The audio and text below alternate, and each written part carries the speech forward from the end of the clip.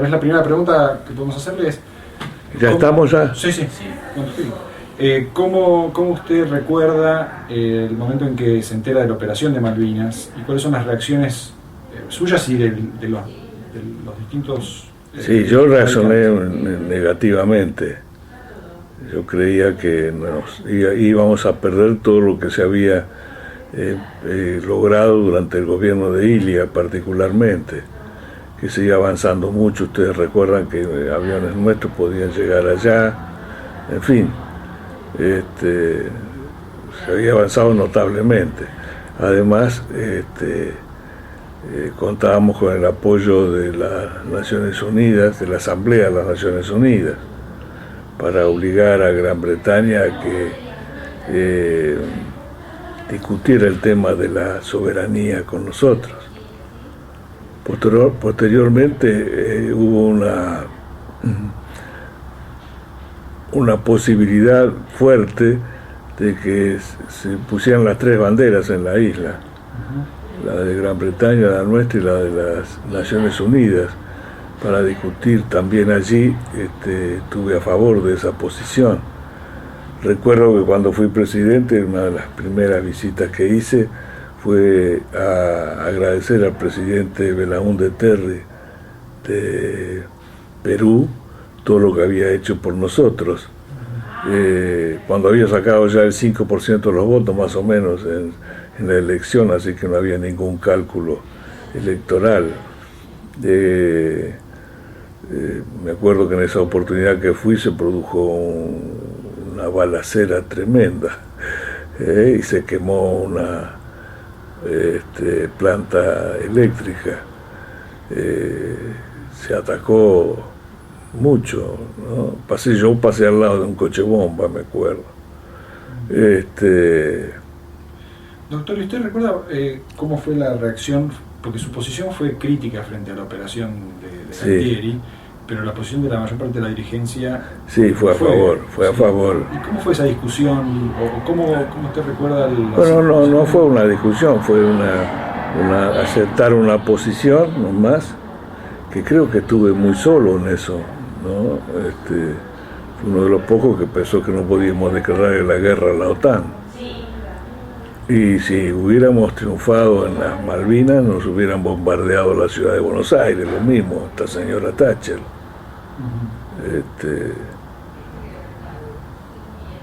No, fue una pérdida de vidas inútil, en fin. Hay un momento, doctor, en que usted propone públicamente que renuncie la Junta Militar y se ha designado el expresidente Arturo Illia como presidente provisional para conducir una transición. ¿Recuerda? No lo recuerdo. Entonces, porque la pregunta era si usted lo había conversado con el doctor Illia. No recuerdo el episodio, ¿no? Y en ese momento, ¿usted qué expectativa tenía? ¿Pensaba que era posible que los militares se salieran con la suya? Digamos, ¿había temor respecto de que finalmente fuera exitosa esa...? No, si hubiera sido exitosa ya no era un temor, era una tierra irredenta nuestra que tenemos que recuperar algún día. Una de las primeras medidas que tomé siendo presidente de la Nación, una oportunidad que visité Francia, fue reunirme con Knox, que era el jefe del Partido Laborista, con el que procuramos llegar a acuerdos, y después un diputado Fulques, también yo soy Alfonsín Fulques además, así que tiene mi mismo apellido, pero yo soy inglés por parte de madre, y él es el representante de Escocia. Habló conmigo, me propuso qué tal me parecía, me preguntó qué tal veía un arrendamiento de las islas tipo Hong Kong. Yo creo que si hubiera logrado eso también era positivo. En la posguerra, ese diputado le hizo esa pregunta. Sí, señor, en la posguerra. Pero digamos, eso fue una cosa muy personal de él, ¿no? Porque el gobierno inglés... No, él era laborista, sí. Creo que debe seguir siendo diputado. Y bueno, el Foreign Office, claro, estaba en otra cosa, ¿no? Pero Quirós también fue una buena declaración que firmamos, que está por ahí. Y en ese momento, doctor, ustedes al parecer decidieron no levantar o no dar pasos que condujeran al levantamiento del estado de beligerancia con Gran Bretaña y al restablecimiento de las relaciones diplomáticas. ¿Usted más o menos se acuerda cuáles fueron los términos de la discusión que los llevó a tomar esa decisión?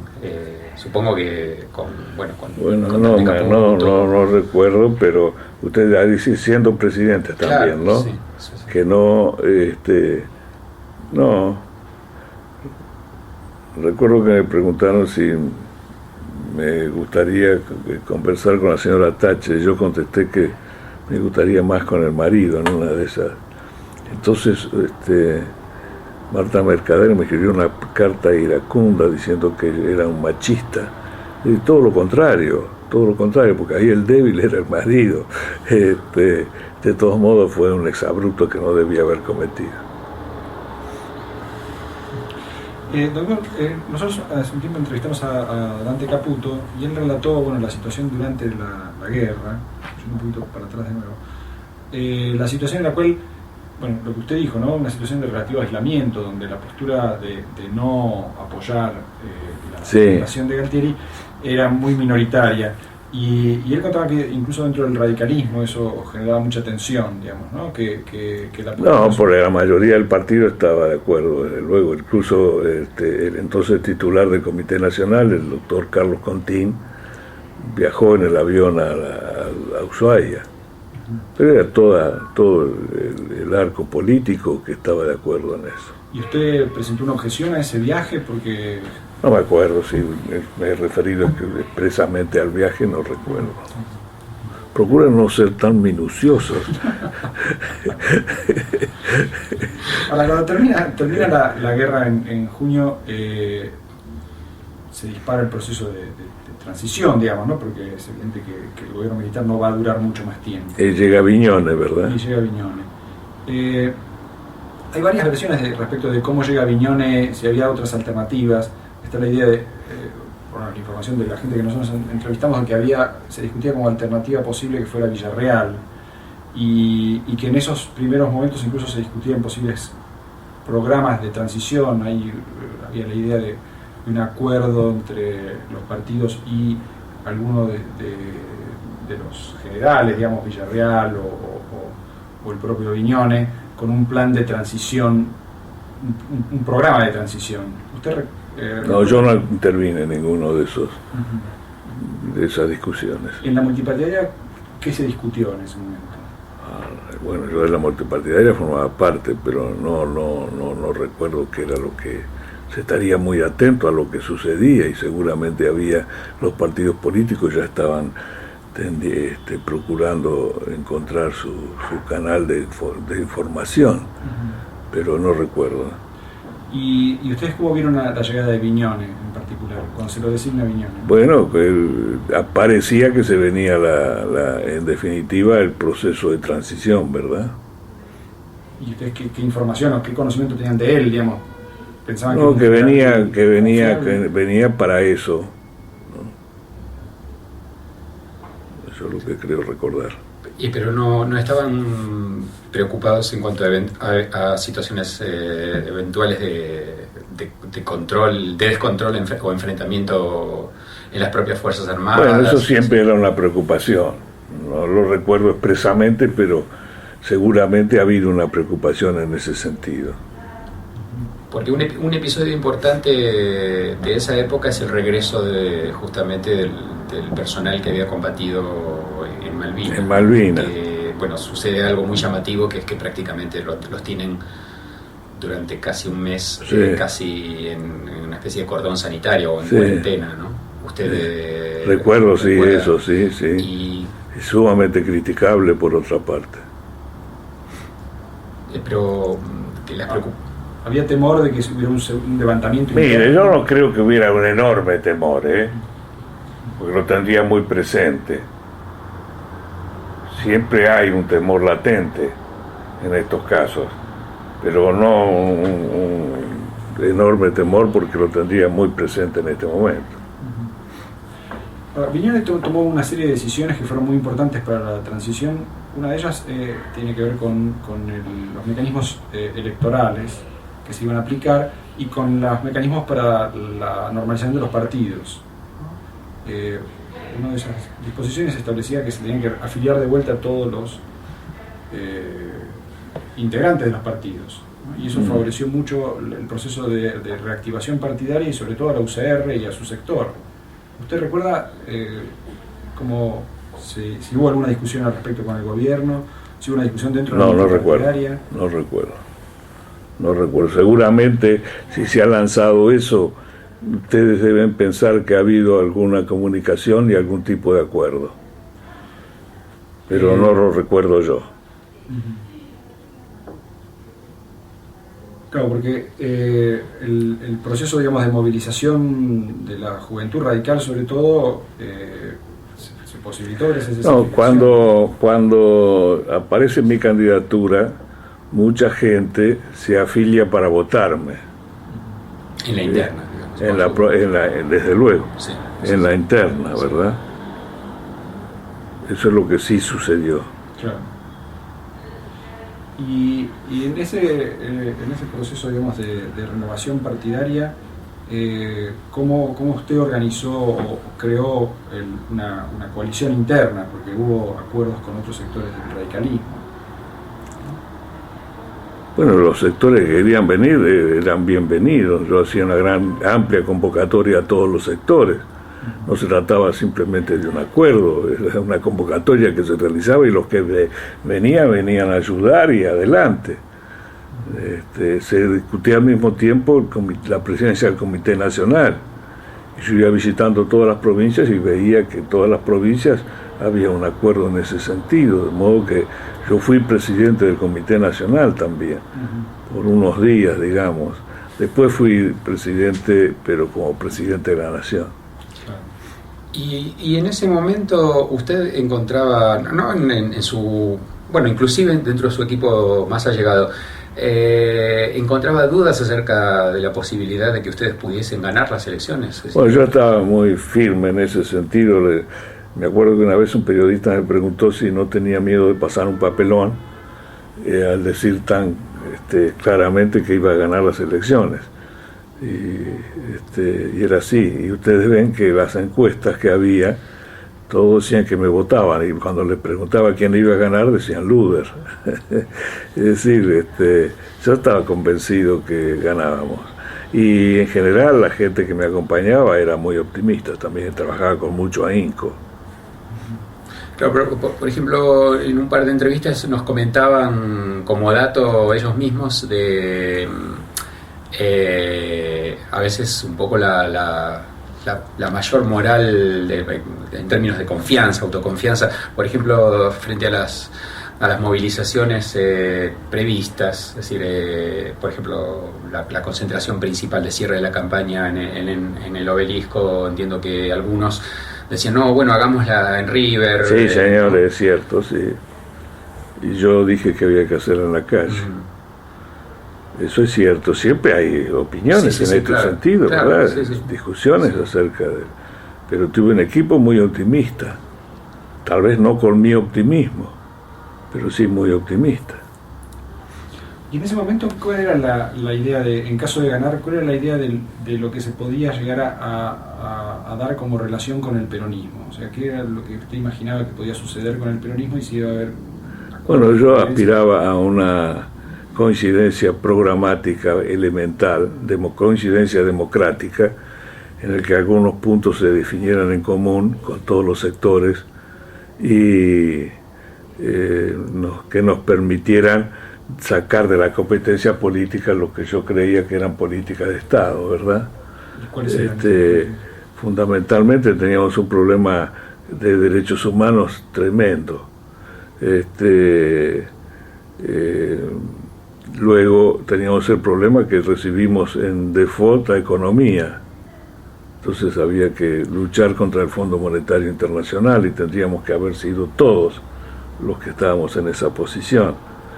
Era imprescindible recuperar la educación en la Argentina, desde la enseñanza primaria hasta la universidad, y implantamos, en fin, decidimos implantar de nuevo el sistema de la reforma, ¿verdad?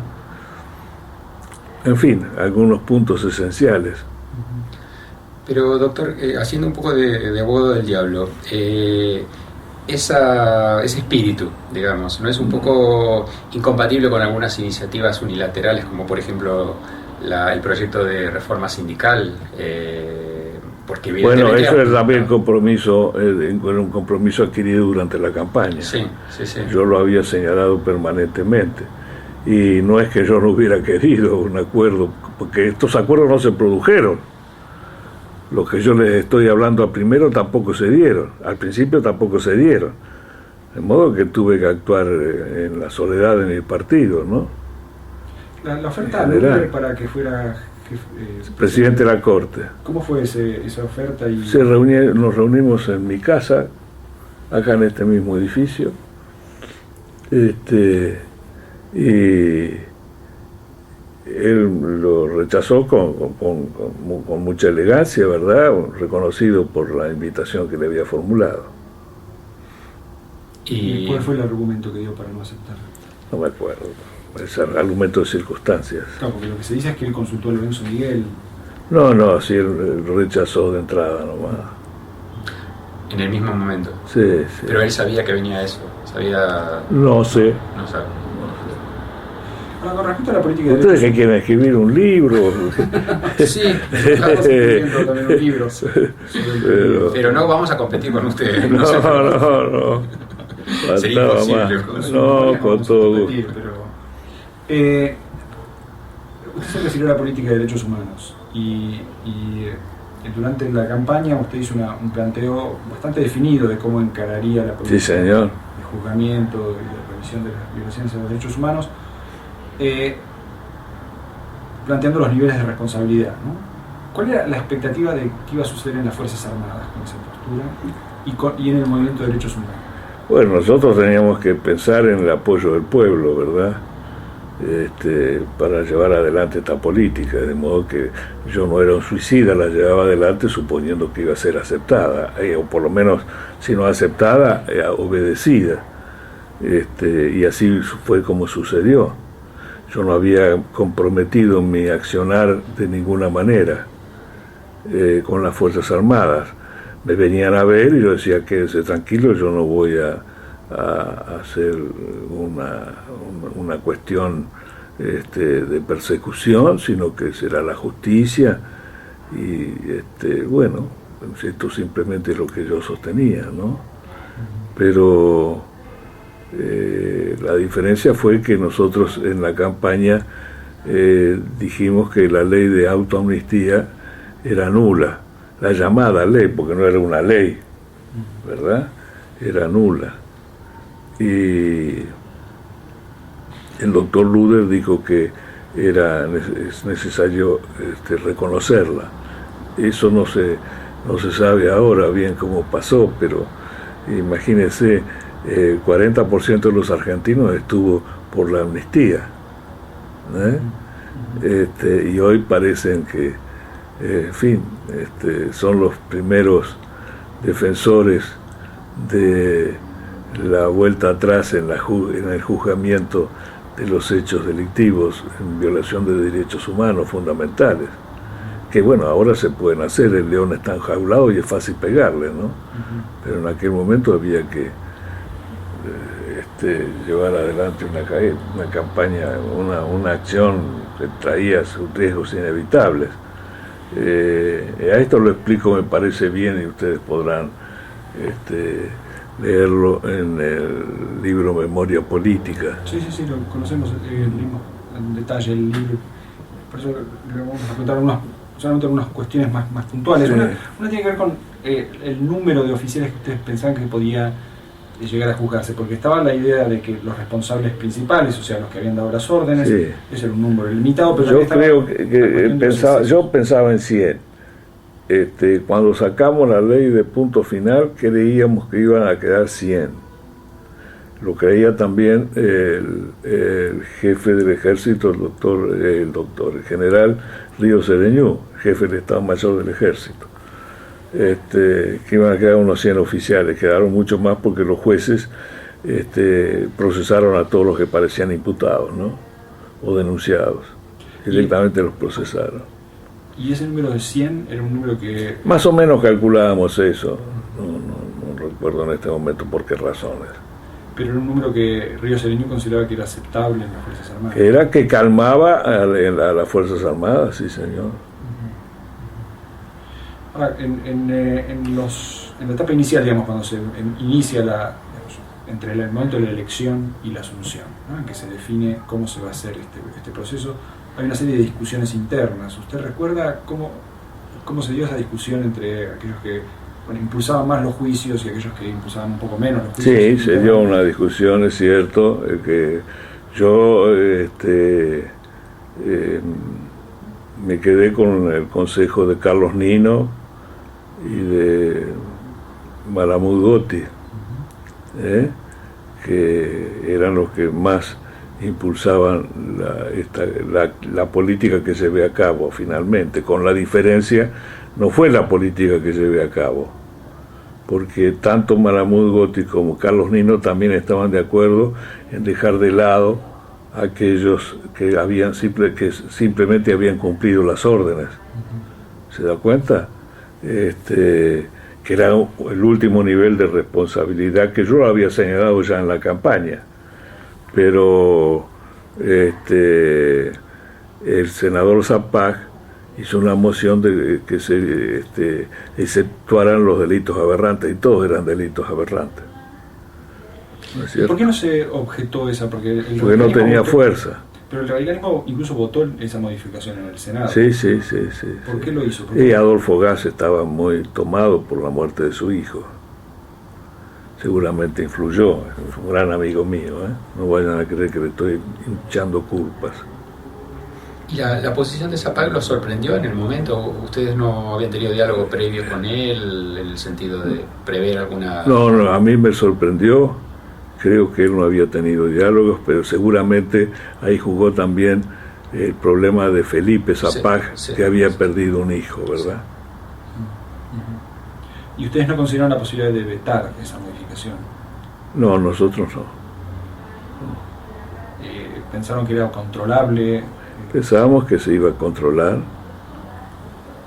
En fin, lo que recuerdo que se quedó demudado cuando me habló por teléfono Carlos Nino, y se quedó impresionado porque yo dije, bueno, déjelo. Pero él pensaba que él sugería vetarla. No me dijo eso de vetarla, no me dijo. No hablamos eso. Bueno, jóvenes, vamos. Avancemos. ¿Cambiamos ahora para el tema económico o querés seguir? Podemos seguir con esta... Bueno, usted anuncia la política y se aprueba la ley de modificación del Código de Justicia Militar y se inicia el proceso en el fuero militar. Nosotros entrevistamos a varias personas que participaron de esta política, a Jaime Malamud, a Ricardo Gilavedra, digamos. Hay opiniones diferentes respecto de si el Consejo Supremo en algún momento pensó en hacer avanzar la causa o no. Bueno, nos ilusionamos en que podía hacerlo porque era una forma que tenía para que ellos mismos juzgaran a quienes se habían comportado mal y que el ejército sufriera menos. Porque yo nunca quise atacar la institución militar, la institución ejército ni fuerzas armadas en general, sino a quienes habían actuado fuera de los límites del derecho en aquellos tiempos, de modo que tuvimos la ilusión de que así fuera. Pero por las dudas ya nos habíamos resguardado. Te recuerda que el mecanismo hacía una apelación obligatoria a la Cámara de Apelaciones del lugar donde se había efectuado el hecho. Y la que tuvo que actuar más, desde luego, fue la Cámara de la capital. Las demás fueron tremendamente remolonas. Y en esa expectativa, digamos, de que actuara, ¿ustedes presionaron o algún sector? Digamos, Y pues, imagínense, no me acuerdo ahora, pero todo lo que podíamos hacer lo debemos haber hecho para que hubiera rápida sanción. Pero al final no hubo tal, y entonces tuvo que pasar directamente, vencido un determinado plazo, a la Cámara de Apelaciones de la capital. ¿Y ustedes no pensaron en la posibilidad de intervenir sobre el Consejo Supremo de modo más drástico, digamos, cambiar sus miembros, reemplazarlos? No me acuerdo si nos reemplazamos algunos miembros, pero era lo mismo. Estábamos peleando contra todos y nadie aceptaba eso. En vez de tomar la buena tesis de que se considerara que era una forma de resolver el problema los propios hombres de armas, se colocaron en esa actitud. ¿Y usted, doctor, ya en esa época percibía inquietudes en lo que después... Siempre percibí inquietudes, siempre percibí. ¿Cómo se manifestaban esas inquietudes? Bueno, en lo que me decían los jefes de Estado Mayor. Fíjese que yo cambié varios jefes de Estado Mayor del Ejército, ¿no? Y después lo que me decían ellos, que siempre abogaban por una solución que llevara tranquilidad a su propia tropa. ¿Y en algún momento se discutió la posibilidad de que si se limitaba a las juntas, el Consejo Supremo lo haría, pero solo a condición de que no se jugara nadie más? No recuerdo eso. No recuerdo eso. No creo que haya pasado eso. O sea, que tampoco las 9 personas... ¿A ustedes alguien le dijo eso? En algún momento, en una entrevista con Jaunarena, recuerdo Jaunarena cuenta algo que no es muy claro respecto de que el Consejo Supremo, si hubiera tenido garantías de que se juzgaba solamente a los 9 miembros de las primeras juntas, tal vez hubiera actuado. No recuerdo eso. El otro paso importante que ustedes dan es la creación de la CONADEP, ¿no? Y hay una discusión inicial bastante dura respecto de la comisión bicameral. Sí, al final resultó que no llevaron candidatos los justicialistas, ¿verdad? Incluso al principio los organismos de derechos humanos también tenían algún problema, pero se arrepintieron luego de no haber entrado. ¿Ustedes qué temían que pasara porque hay dos temores, en realidad que son dos temores muy diferentes respecto de lo que podía pasar con una comisión bicameral? Una era que no hiciera nada, y el otro es que hiciera un gran escándalo político. Que no hiciera nada y lo cubriera con un gran escándalo político, ¿no? Esto yo quería poner gente insospechada, sin perjuicio de los representantes de los bloques, que le daban cabida al Congreso de la Nación, ¿verdad? ¿Y en ese momento hubo posibilidades diferentes dentro del peronismo o era ya un bloque unificado, digamos, que se oponía a la política del gobierno? Puede haber habido discusión, siempre hay discusiones dentro de los bloques, pero la resolución era esta. Porque llama la atención también durante ese periodo, incluso de los primeros meses, que el peronismo está muy dividido internamente, pero en general vota muy disciplinado en las cámaras, ¿no? ¿Ustedes tenían diálogo con algún sector en particular ya? ¿Había una aparición ya de sectores renovadores o todavía...? No, todavía no, como sectores renovadores no habían aparecido, ¿no? Podemos volver ahora a la cuestión sindical y económica, ¿no? Porque en realidad uno de los temas que afectó la relación con el peronismo fue el intento frustrado de aprobar la ley sindical, que era parte, como usted dijo, parte del programa que había anunciado la campaña radical. Bueno, cambiaba el país si yo lograba sacar esa ley. La perdí también por un voto del de Zapag. Yo creo que era imprescindible democratizar. Y en el caso del envío de ese proyecto de ley al Congreso, ¿también lo sorprendió esa derrota o ustedes no intentaron preparar el terreno? No, yo no intenté, fíjese, yo podía haber arreglado pero me parecía que era espantoso. Era en ese sentido, si ustedes quieren, muy ingenuo. porque yo le hablaba por teléfono a don Felipe, le decía, mire don Felipe, ahí va tal cosa, tal obra, pero necesito el voto en el Senado, y me lo daba. Pero me parecía muy antidemocrático actuar de esa manera.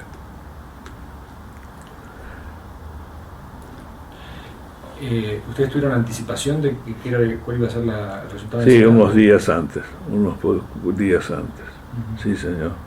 ¿Y no pensaron mejor suspender el trámite? ¿Pensaron que era mejor...? Yo quise que siguiera adelante.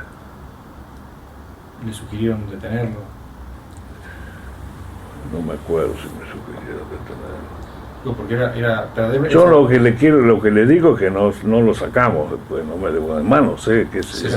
Claro, no, lo que pasa es que perder esa votación era, bueno, para el gobierno muy importante, ¿no? Bueno, pues es importante, sí, pero también retirarlo era importante después de tener la aprobación de diputados. Claro. ¿Cuál fue la evaluación que se hizo una vez que se pierde la votación en el Senado? ¿Cómo cambia la actitud del gobierno respecto a lo que se puede hacer con los sindicatos? No cambia la actitud, simplemente siguió en su política de diálogo que siempre mantuvimos con la CGT. Incluso después de cada paro general o antes de cada paro general, yo tenía infinidad de reuniones con la CGT y no les declaré ilegal ninguna huelga para que los patrones no pudieran dejarlos sin trabajo, sin indemnización.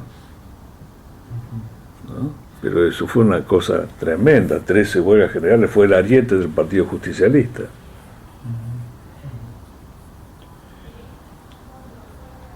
¿Ustedes reemplazan? Incluso cuando ponemos en marcha el plan austral, se reúne con el propósito de saber a ver cómo lo podían hacer fracasar.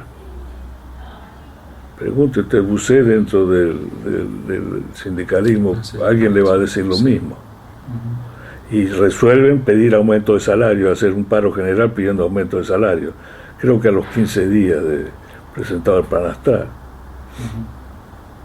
Yendo a la política económica, durante los primeros meses ustedes intentan una política de reactivación económica bastante clásica, por decir así, una revisión de las políticas reactivadoras de la experiencia de Ilia, ¿no? ¿En qué momento ustedes empiezan a advertir que esa política no funciona y cuál es su evaluación de esa política? Bueno, evidentemente no es que no funcionara, sino que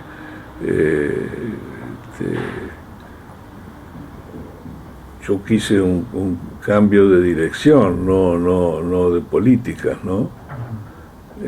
En la gestión, pero tengo un enorme respeto por Grispun, eso y después desde luego que lo tengo también con Juan Surruil, que para mí es uno de los economistas importantes del mundo. Ahora, doctor, estuvimos conversando con Broderson, ¿no? Y él recordaba que en la campaña, digamos, los meses previos a las elecciones, digamos, en realidad ya había como configurados tres suertes de equipos económicos que discutían. Uno sería básicamente el de Grispun, el otro donde estaban, según él, Roque Carranza, Juan Vital Surruil, y después un poco más en cuanto a políticas macroeconómicas, ocupando un papel un poco más secundario, el equipo de Roulette, digamos, Sábato, la gente de planificación, ¿no? No, está confundido. Ajá. Confundido. Roulette se ocupó del ENAC criollo, pero no opinaba mucho de economía. No opinaba mucho de economía. Creó la Escuela de Administradores Gubernamentales, que cumplió 20 años hace poco. Sí. Pero Jorge Sábato sí opinaba, pero nunca discutía los problemas económicos conmigo. Si opinaba era transversalmente. Claro.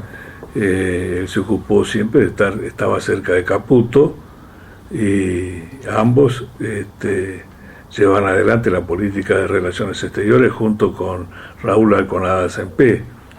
pero no había tal división. Me extraña que Mario les haya dicho eso. Bueno, lo que decía es que en esos meses previos a la campaña hubo en algunos casos reuniones largas donde se discutía el futuro de la... Bueno, los meses previos no sé. Sí, los meses previos. Con usted, los meses previos puede presente, ser, ¿no? sí. Y que ahí ya ellos anticipaban una preocupación mucho mayor a la de Greenspan por el problema de la inflación, que Greenspan no parecía muy sensible a ese problema. Usted más o menos... Yo quería aplicar la misma receta que le había tenido don Arturo Illia, y era el mismo equipo de don Arturo Illia, pero lo que sucedió es que yo recibí en default el gobierno, y la situación había cambiado notablemente, con una deuda externa tremenda, con un interés de la prime rate que llegaba al 15%. De modo que la situación fue otra, realmente. Bueno. ¿Y cómo fue la evolución de la gestión, digamos, inicial, de esa expectativa de reactivar con la política de Illia o parecida a la de Illia y hacer otro tipo de aproximación a la cuestión económica? Bueno, no, simplemente se trató de eso y bueno, no recuerdo, en un momento determinado me pareció que era necesario cambiar la conducción, como a cualquier presidente le puede ocurrir.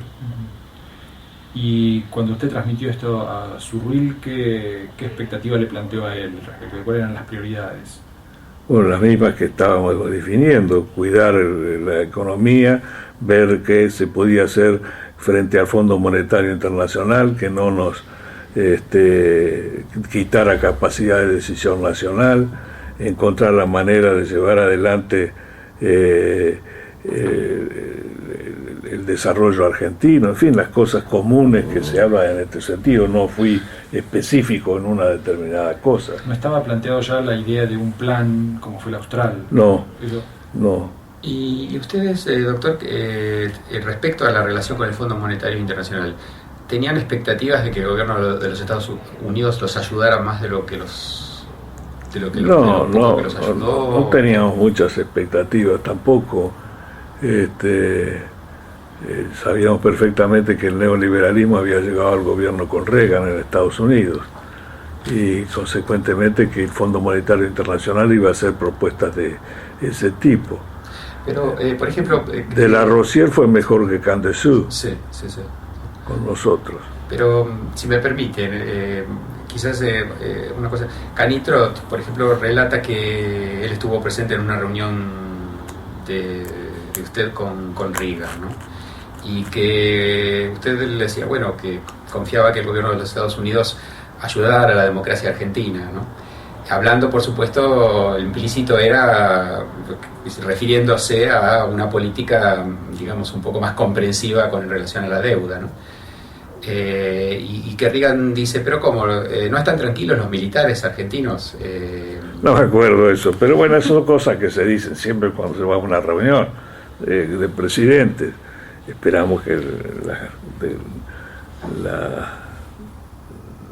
la conversación mutua surja un mejor espacio para discutir, en fin, todas esas cosas. Pero en definitiva usted no tenía una gran expectativa respecto a...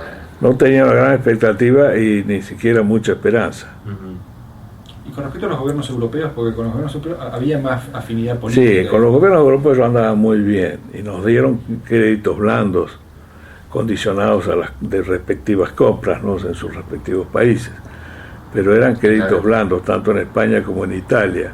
En Italia con el propósito de hacer joint venture, que lástima que no se siguió el criterio que yo había empezado a hacer, porque quería que fuera con pequeñas y medianas empresas, pero una cosa era hablar con los gobiernos, otra cosa hablar con la Comunidad Europea. Ahí se iban a parar al fondo todas las expectativas. ¿No? En materia de Pelevenman, de subsidios agrarios, subsidios a la exportación, en fin, toda la caterva de medidas proteccionistas que se tienen en el mundo y que nos hablan a nosotros de una apertura, ¿no?